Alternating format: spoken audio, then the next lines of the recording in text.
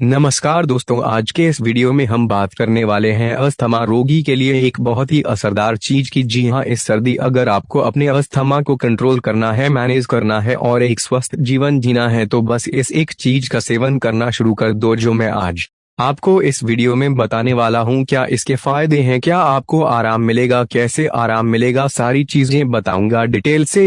इसका सेवन कैसे करना है यह भी बताऊंगा। नमस्कार दोस्तों, मैं स्वागत करता हूं आपका भारत के चैनल में, जहां पर हम अस्थमा रोगियों के लिए घरेलू नुस्खे और भी बहुत सारी चीजें, जैसे कौन सी एक्सरसाइज करनी चाहिए, कैसी डाइट खानी चाहिए, ऐसी बहुत सारी इंफॉर्मेशन वीडियोस लेके आते हैं। तो अगर अभी तक आपने चैनल सब्सक्राइब नहीं किया है तो पहले कर लेना, ताकि टाइम टू टाइम आपको ऐसी वीडियोस देखने को मिल सके। तो चलिए शुरू करते हैं वीडियो। और सबसे पहले जानते हैं, आज हम बात करेंगे खजूर के बारे में। इसे सर्दियों की मेवा भी कहा जाता है, यानी सर्दियों में मिलने वाली एक ऐसी मेवा है जो गुणों से भरपूर है और खास तौर पर एक अस्थमा रोगी के लिए यह बहुत फायदेमंद है, बल्कि मैं यह कहूं कि रामबाण है। मैं ऐसा क्यों कह रहा हूं? क्योंकि खजूर के सेवन से आपका जो अस्थमा ट्रिगर होने की समस्या है वो कंट्रोल हो जाती है। सबसे पहला फायदा। दूसरा फायदा हमें देखने को मिलता है जब आप सांस लेते हैं या आपको सांस चढ़ती है, या ये कहा जाए जो एयरवेज में ब्लॉकेज आपको फील होती है म्यूकस की वजह से, इन्फ्लेमेशन की वजह से, उसमें बहुत ज्यादा आराम मिलता है। असल में ऐसा होता क्यों है? क्योंकि खजूर जो है उसके अंदर एंटीऑक्सीडेंट के गुण बहुत ज्यादा मात्रा में होते हैं। एंटीऑक्सीडेंट होने की वजह से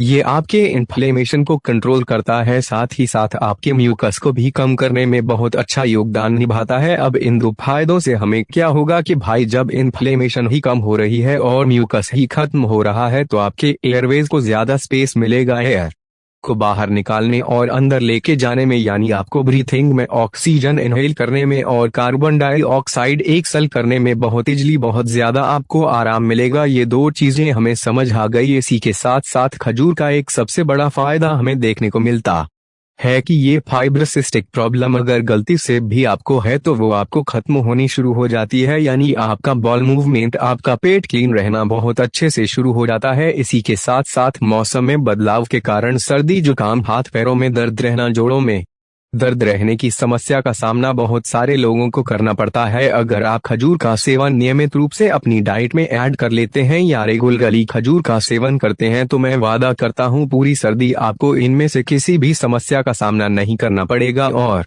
अगर गलती से आपको खांसी वगैरह लगा भी तो वह हल्का सा होके बड़ी आसानी से खत्म हो जाएगा, क्योंकि यह आपके इम्यून सिस्टम को बैलेंस करने में, बूस्ट करने में बहुत ज्यादा सहायक होता है। और अस्थमा रोगी की सबसे बड़ी प्रॉब्लम ही कहाँ पर है? इम्यून सिस्टम में, क्योंकि अस्थमा किस समस्या की वजह से होता है अगर आपको नहीं पता तो मैं आपको बता देता हूं कि अस्थमा रोगी का इम्यून सिस्टम हाइपर एक्टिव हो जाता है, जिसकी वजह से उसे ऐसा लगता है कि सांस के द्वारा अगर कोई धूल का कण, कोई केमिकल, कुछ धुआं या कोई डस्ट पार्टिकल अंदर चला गया तो हमारे इम्यून सिस्टम को लगता है कि कोई ऐसा तत्व हमारे शरीर में एंटर हो रहा है जो हमारे शरीर के बाकी ऑर्गन्स के लिए बहुत खतरनाक है। और इसी वजह से, हाइपर एक्टिव होने की वजह से, सेंसिटिव होने की वजह से वो फटाफट काम शुरू कर देता है। अब इम्यून सिस्टम कैसे काम करता है भाई? डंडा लेके थोड़ी उसे बाहर भगाए। जैसे हमारे घर में कोई घुस रहा है तो हम क्या कर सकते हैं? धक्का दे सकते हैं, गेट बंद कर सकते हैं। लेकिन इम्यून सिस्टम क्या करेगा? इम्यून सिस्टम वो सारे गेट बंद कर देगा जिससे ये कण अंदर आ सके। अब अगर हम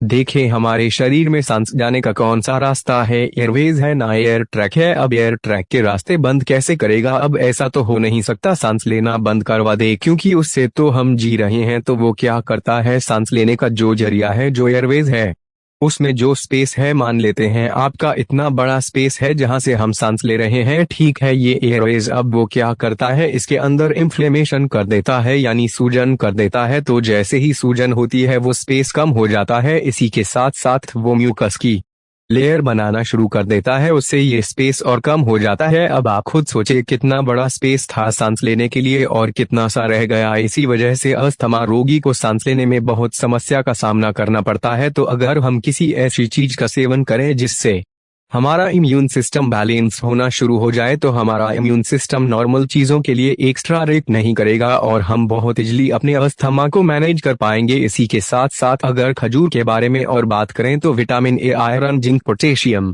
फास्फोरस से भरपूर होता है, आपके शरीर को गर्म रखता है और इसी के साथ अन्य बहुत सारे फायदे आपको देता है और इसे एक नेचुरल स्वीटनर के रूप में भी यूज किया जाता है। ज्यादातर लोग सर्दियों में जो घरों में लड्डू बनाते हैं उसमें चीनी की बजाय वो खजूर का भी प्रयोग करते हैं। अब आमतौर पर अगर हम देखें तो मार्केट में खजूर 3 तरीके के आते हैं, ड्राई, सेमी ड्राई और थोड़े से गीले फॉर्म में। आपको जो भी अच्छा लगता है आप उस तरीके से उसका सेवन कर सकते हैं, लेकिन बात आती है कि कितने खजूर एक दिन में खाए जाए। तो अगर आप रेगुलर खजूर का सेवन करते हैं तो कोशिश करें एक पूरे दिन में आप 5 खजूर खाएं। कुछ इसको आप डिवाइड कर सकते हैं, जैसे 3 सुबह खा सकते हैं आप दूध के साथ और 2 रात को खा लीजिए, या 2 सुबह खा लीजिए 3 रात को खा लीजिए। तो इससे आपका पूरा बैलेंस बना रहेगा, आपके बॉडी में डाइजेस्टिव सिस्टम अच्छा रहेगा, फाइबर की मात्रा अच्छी रहेगी, हीट बनी रहेगी। और इस सर्दी अगर आप अस्थमा रोगी हैं तो आपको समस्या का सामना नहीं करना पड़ेगा। लेकिन एक चीज का ख्याल जरूर रखें कि ये जो मैंने आपको बताया खजूर, ये कोई इलाज नहीं है, ये कोई